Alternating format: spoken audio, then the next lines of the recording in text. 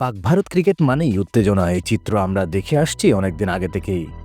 এবারে টি-20 বিশ্বকাপে মাঠে নামার আগেই এই দুদেশের উত্তেজনা ছিল চরমে।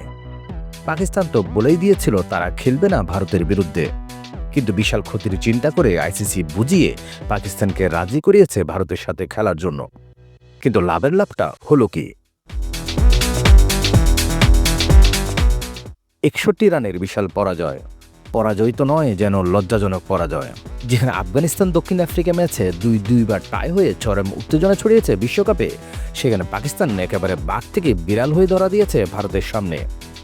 তাই তো শহীদ আফ্রিদি একহাত নিয়েছেন নিজের জামাতাসহ পাকিস্তানি খেলোয়াড়দের। আর সমালোচনার সেই কাতারে এবার নাম লিখিয়েছেন সৌরভ গাঙ্গুলি। সৌরভের মতে, আগের সেই জোশ নেই পাক ভারত ম্যাচে। উত্তেজনা ছিল যখন জাভেদ মিয়াঁদাদ কিংবা ওয়াসিম আকরামরা ছিলেন পাকিস্তান দলে। এক সময়ের তীব্র প্রতিদ্বন্দ্বিতা এবং উত্তেজনা এখন আর তেমনভাবে দেখা যায় না, কারণ দু দলের মানের ব্যবধান স্পষ্ট। সবকিছু মিলিয়ে পাকিস্তান দলের অবস্থা এখন যাচ্ছে তাই। এক কথায় বলতে গেলে পাকিস্তান এখন কাগুজে বাঘ।